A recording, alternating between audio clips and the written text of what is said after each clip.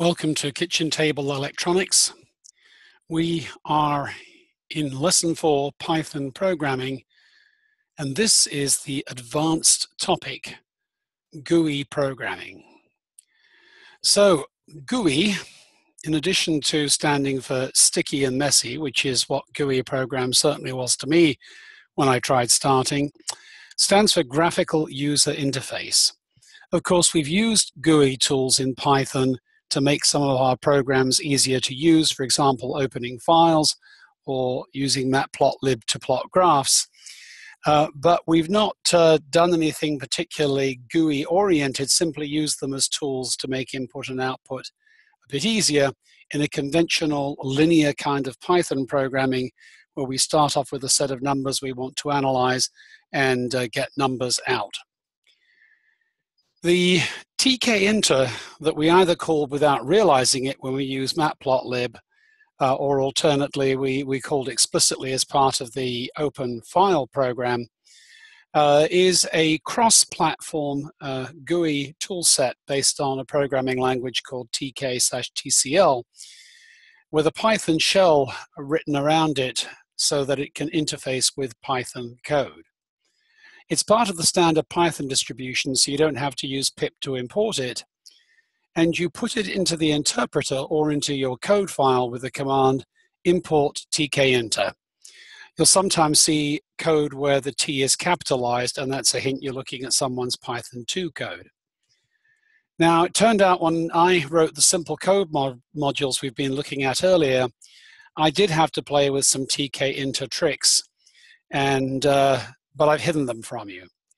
So this lesson tells you about how I learned to put a GUI together, and hopefully will give you some useful pointers. In doing this, I think it's very helpful to start with a concrete example of a problem to be solved. The reason is that the GUI programming method doesn't rely on a linear stream of actions to be taken from starting the program to finishing it, but rather sits there waiting for the user to give input. The user, by making a mouse click, creates an event, and the various so-called widgets in the GUI program have event handlers that respond appropriately. And I found it very helpful in thinking about how to set up a GUI to actually map what you want to do onto the physical object you are trying to emulate. So here's a picture for the example I control, or I built a controller for. This is the rotator that controls the motor that swings the antenna around in the ham radio room at W7ASU, our amateur radio club. So you see on the left a picture of this rotator. It's got a big meter that reads south to south through 360 degrees, with the middle here being north. And so one has an analog readout that turns out to be 0 to 13 volts, depending on which direction the antenna is pointing. And then these three buttons here. This center button, the brake release, has to be held down for the other two to work. So the operation of these two is conditional on the behavior of the brake release. The brake release actually turns on the motor power and at the same time actuates a solenoid that pulls a pin out of the rotor so that it is free to rotate. If you hold down the brake release and press this button, the motor goes right. If you hold down the brake release and press this button, the motor goes left. So now let's take a look at the GUI I put together. We want the analog readout here. And so you see here a definition of what the readout is. This was done with the label widget in Python, or tkinter, and particularly simple because all we wanted to do was place a label here. This is the label widget, but it is driven by text that is generated by a subroutine that takes the voltage that supplies this meter and converts it into a number that represents the azimuth angle in degrees. So this is also a label tool, but it's written in a little bit of a different way, as you'll see later on. Now, the brake release was an issue here. I want the brake release to be either on or off, so I want to generate two states from the brake release. and I don't want anything to happen when the brake release is off. So to have a button which has two states, you need a button called a checkbox. Now, I have used a little trick to turn this into a button, but a checkbox is the thing you often see in your computer with a little square box where if you click it, a check mark appears. So a checkbox has two states, checked and unchecked, and I use these to emulate the brake release. Down here, I've got the left and right motor buttons, and you'll see I've added an extra one called stop. Why did I do this?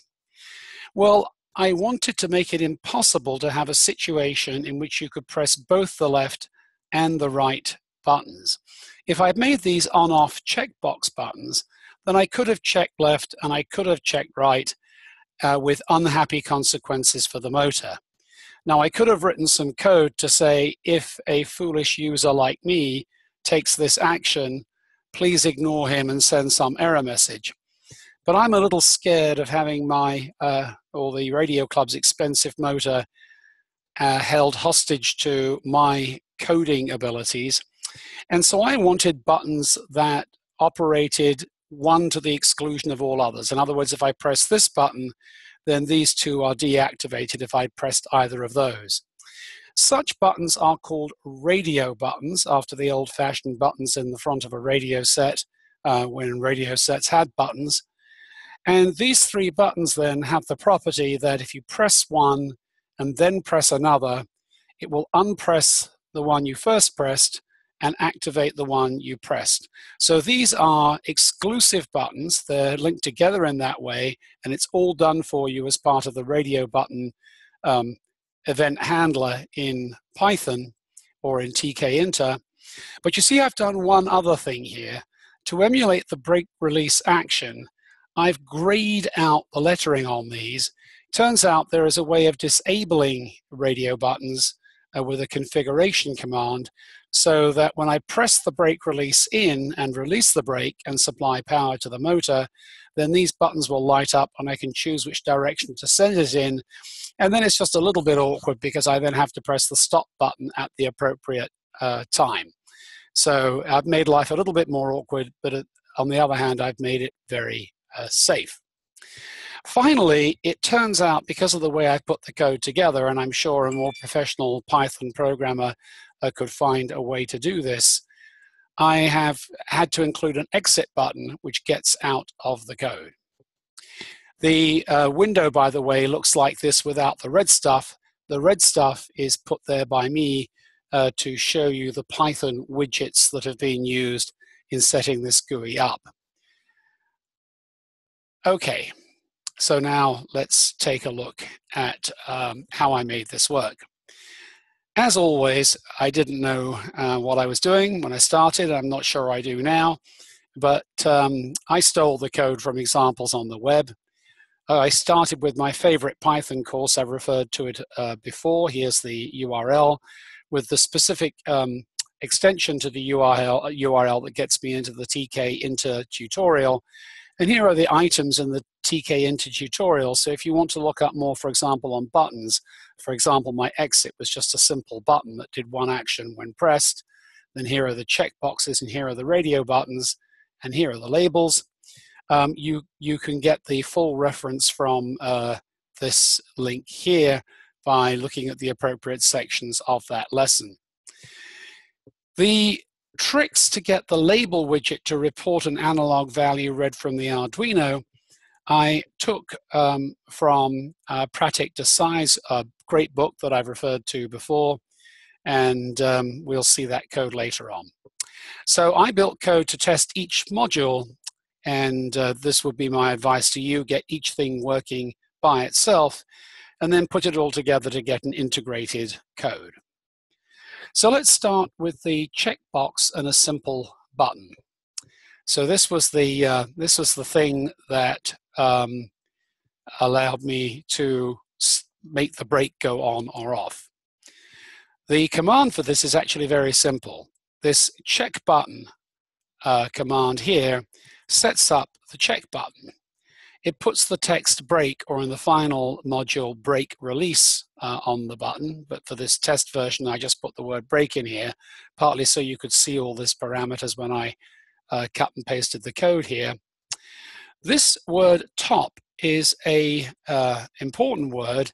It refers to an object that was created in my code, and top was a word of my choice. I could have said main window, rotator window. I could have called it anything. I called it top because I copied it from the example that I told you about earlier. This object is created as an instance of this tkinter.tk,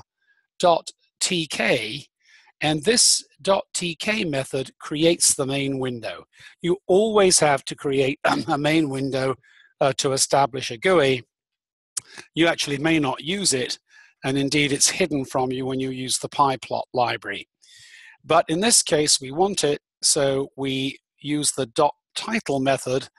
Remember, this object now inherits all the properties of this method taken from tkinter.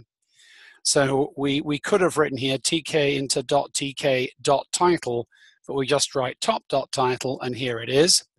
And then we've specified a minimum size in pixels, here horizontally and here vertically. So that's it. We've set a flag whose value we change when we press the check button. This is to check that the check button worked. And I included an additional button via this button command here. Once again, top is the first variable, and then all these parameters. By the way, it doesn't really matter what order these parameters go in when they're named like this, but you do want the main window with which the button is associated to appear as the first parameter in the list. That's important. It's rather nice. It means if you find some extra property you want to give your button, you can throw it in here with an extra property equals. Now, an important thing here is the check button returns a variable as to whether it's been pushed or not. So it's false when it's not pushed, true when it is pushed. And this variable equals flag returns sets the value of the variable flag. More on that in just a second. This next button, top text equals show, command equals flag states, has a command which is called a callback when it comes from a Windows event, a callback to a subroutine called flag states, which I wrote here. And what does flag states do? It just prints the string value of the flag variable, and you notice the flag is actually an object because I've used a .get method on it. Now what's happening here? Well, we want to do Python-esque things in our code with flag. We want to see its state and then use its state in the main program. So I use this show button to print out on my interpreter command line what the value of flag was, true or false. But I also want to vary it here from the check button. So if the check button's out, the flag is false, and the check button's in, it's set to true. So how do I do that? Well, I have to use a special class of tkinter variable objects, and in this case it's a Boolean variable. So tkinter.booleanvar parenthesis top creates, associated with the main window top, a Boolean variable, and we have set this whole object flag equal to this whole thing. So flag now contains all the methods inside this object, and one of the attributes of this object is set, which if you do flag.set, then sets it to the value inside the argument. So I've set it to false, and it will stay false until this check button is pushed, in which case it then goes to true, and you can see that by running the code. Just as an aside, of course, you need the whole set of not just Boolean variables, but integer, doubles, and strings in order to communicate between a Python program and a window. Finally, all of this code sets everything up. We then need to execute it and sit inside this infinite loop that says, is the user going to do something? Is the user going to do something? Is the user going to do something? We do that with this instruction main loop. And so here is main loop, and it sets the whole program sitting here. And as you can see, the meat of the program, the output that comes back to me, is the state of this flag. and this comes from this one little subroutine up here that is called by this show button here. Okay, simple enough, I hope. Right, the radio buttons. Remember, I wanted radio buttons because I want to be able to press one and only one, and if I press another one, unpress the button that was pressed. So I'll just mention, by the way, these statements here import the sets of tools I need. tkinter, of course. This from tkinter import star is needed, by the way, to bring up this main loop. I didn't mention that on the last block of code. If you don't put that in, it can't find main loop, at least in my version of Python. So once again, I create the main window top here. I've got stuff here that has to do with the Arduino board. I label it, set its size, and then I now introduce an integer variable object from the tkinter class with this method here, .intvar, and I set this variable v equal to this object. This then inherits all the attributes of this intvar object, one of which is the set attribute, so v.set, I then give it the number 3. I do this because I am going to use 3 radio buttons, and they will return, this is a property of the radio buttons, in order the values 0, 1, and 2. So if I set v equal to 3, it's not equal to a value for the radio buttons. It's kind of fun to change this code. If you do that and say, for example, put 1 in, you'll discover that when the radio buttons come up on the screen, the middle radio button is pressed because you set v equal to the value needed to press it. So you can press radio buttons from within the Python code by setting this value of intvar. I don't want to do that, so I just chose to set it to a value outside the range I'm going to use. I then used a nice trick, which caused me some headaches later on, that came in the sample code I got from the online Python course. Rather than writing code for 3 separate radio buttons, I set up the radio button with tkinter.radio button, and here are all the parameters. Once again, the important first one, top. Now, if I go back up here, I put it in a for loop for value choice in enumerate choices, and I then set up a list choices left, stop, and right. This for loop will then go around 3 times for the variables in the list: the string left, the string stop, and the string right. This is a great joy of Python. It makes things like this very easy. And as it does it, it will iterate values starting at 0. So for 0, we will create a button with the text left. For 1, we will create a button with the text stop. And for 2, we'll create a button with the text right. Now, the value that is returned by pressing these buttons becomes 0, 1, and 2. And that then is printed out by this vstates function up here. You'll see that the callback here is command equals vstates. So it calls this function here, which says, please print my value of val.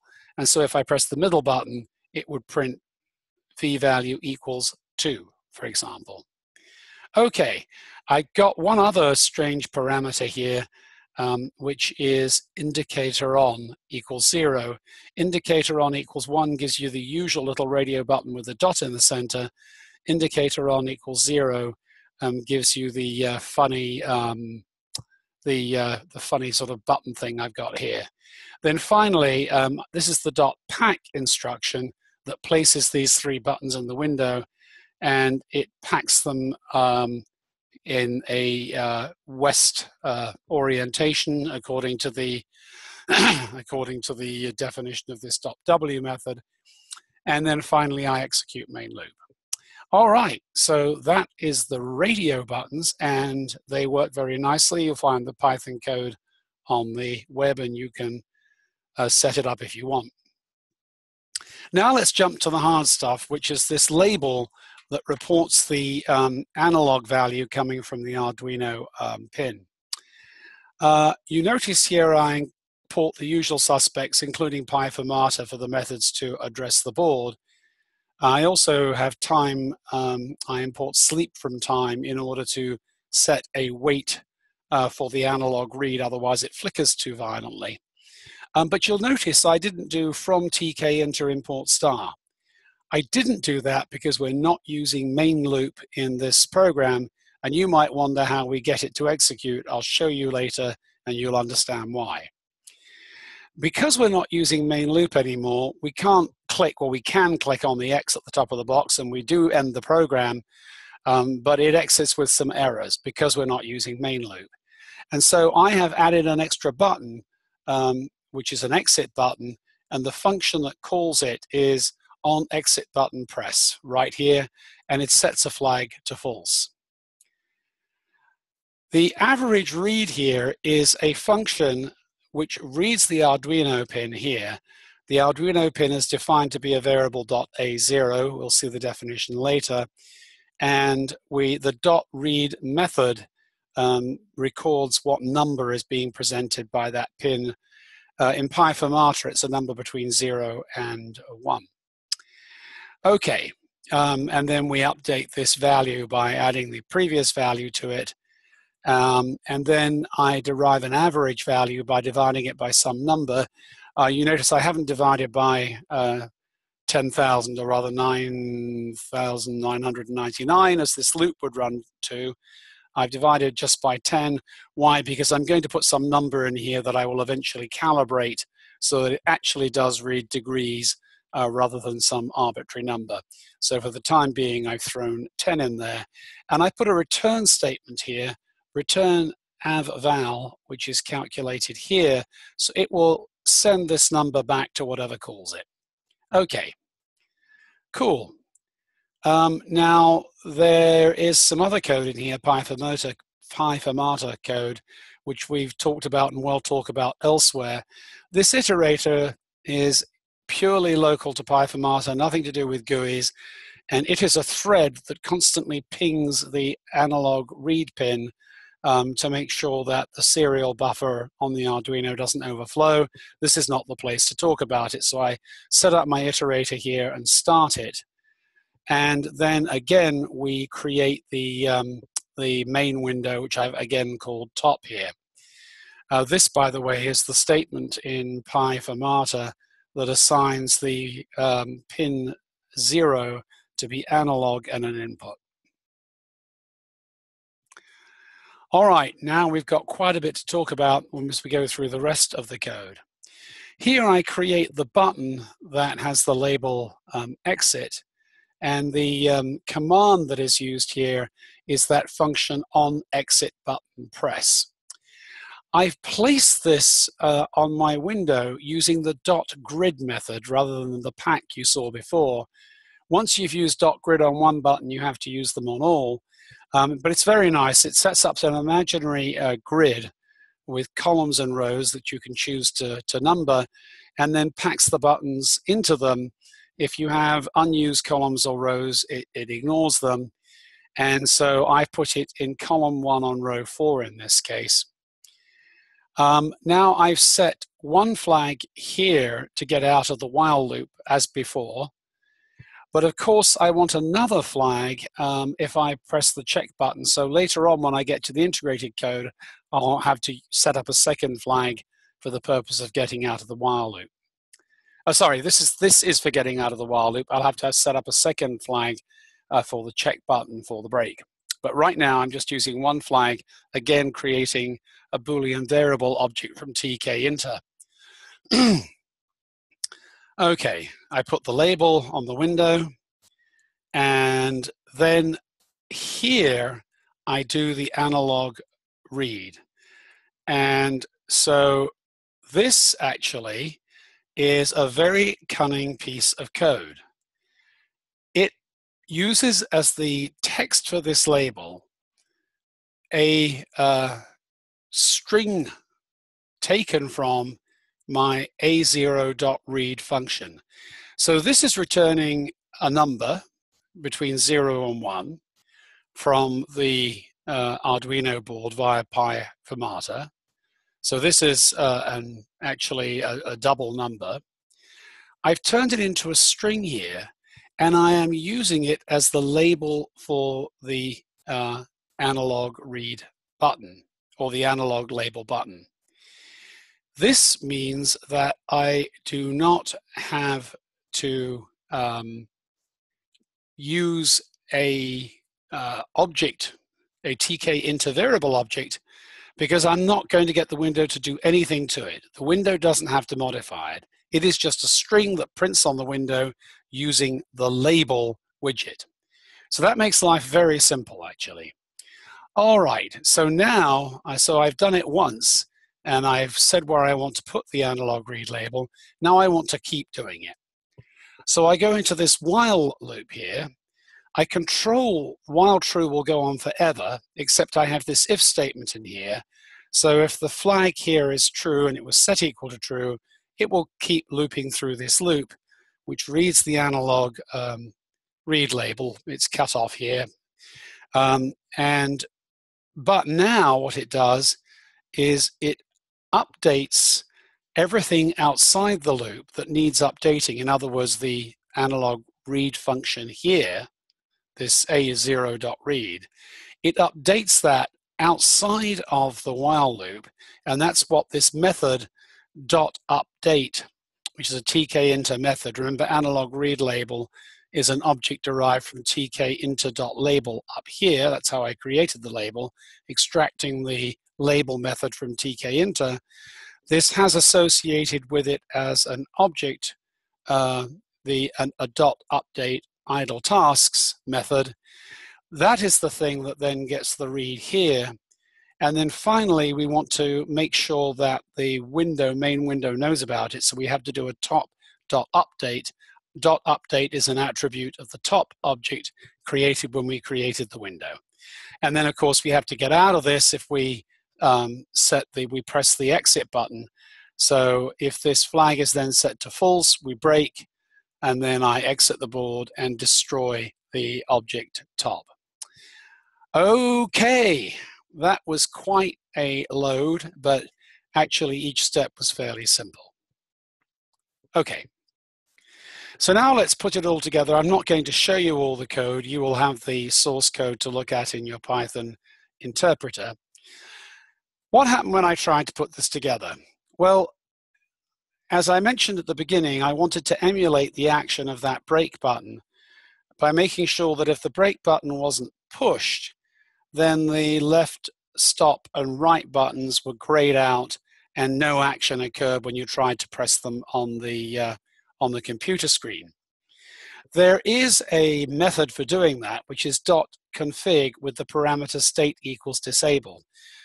If that is applied to the radio buttons, it disables them. However, I discovered that it only disabled the last radio button created by that clever loop I generated making a list. And so I did it the hard way and simply created 3 separate radio buttons. And then I disabled them with this function here, set buttons. So if the flag for whether or not the break button had been set, which is just flag in this code here, if flag.get, remember it's a tkinter variable object, so I've got to use the .get method to get a value out of it. If this is equal to false, this means the break release is turned off, and I set radio button 0, 1, and 2 with the .config state equals disabled, and that's what makes them gray and makes them not responsive to my mouse. And then just to be sure, I'm actually doing a digital write to the 3 Arduino pins that control the brake and the motor. I'm setting false to all of them, so they're all set to 0. Else, if this function, in fact, is not false, if it's true, then I've got the check button box on, assuming I set the flag to false to begin with at the beginning of the program, which I did. And then I set my radio buttons 0, 1, and 2 to using the .config state equals normal, and then that lets you use them as radio buttons. So that's how I control the radio buttons. It did mean I had to define 3 separate radio buttons. Now, as I've mentioned, I now have 2 things that I want to control with logical flags. I want the flag that controls my radio buttons, and that was the flag here. And then I want the flag that says to my while loop at the end, hey, I pressed the exit button, you better break the while loop. I've called this X flag for exit flag. I've created a new Boolean variable object for it here, and then I use the .set method to set it to true. Okay, and then here is my flag for the break, and I've used the .set method to set it to false. Okay, here's an example of the code that created one of those three radio buttons.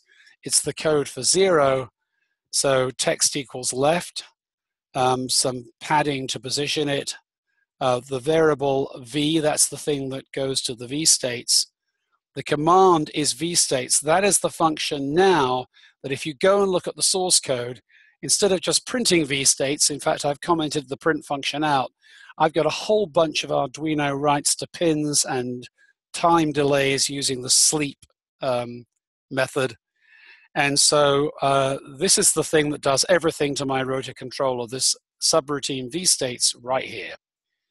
And my value for this radio button is 0 because it's button 0 now. It was called value equals val in a loop when I created them from a loop, but I'm not using the loop now. So the value associated with this button is 0, and I've got the indicator on set to 0, so it generates this push button again. And then I set myself, I defined an object called radio button 0, which is this tkinter object, tkinter.radio button, of course associated with top up here.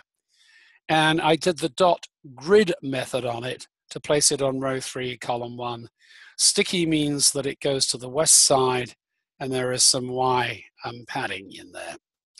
Okay, and then I define a radio button 1, text equals stop, value equals 1, and then a radio button 2, here, text equals write, and value equals 2. So that was it. And once again, if you don't set value to a value outside this range, the program will start up with one of the buttons pressed. So you can press the buttons from within the program, which I think is pretty cool, but I didn't want that to happen. Finally, we end with our while true loop, and here it is. So I do my analog read again, and then this goes to this function I defined, average read, which is where my pin is read 10,000 times divided by some number. So it returns a floating point object, but I take the string of average read, and remember, because this is a label and I'm only passing text to it, I don't need to create a TK integer variable object. So here I go, I generate a string from average read, but here you see I have made it explicitly a string array, and I have just taken the index of the array 0, 1, and 2. That's what this means. So I've taken the first 3 digits because it's going to be an azimuth in degree, and I don't want all the rest of the floating point number to come through. And so once again, I do the update idle tasks and the top update. I have my break statement here. The only thing that's different about what follows break is that in addition to the board.exit and the top.destroy, I write to my 3 digital control pins on the Arduino, set them all equal to 0 volts so they can't do any harm to anything when I exit the program. And that's it. We've gone all the way through now creating checkboxes, buttons, radio buttons, simple labels, and labels that are actively updated by Python, all sitting inside loops that are controlled as they need to be. As you can see, if we hadn't started out by mapping our desired GUI onto the instrument we wanted to emulate, it would have been quite hair-raising to write this code as though we were writing a linear program. So that's it for this lecture. If you go to the Lesson 4 Python Programming, the Advanced Topics folder, GUI Programming, the Python code folder within that, you will find the Python code for each of the individual button types I wanted to test, the check button, label, and radio button. And finally, you'll find the code for the entire rotator controller here.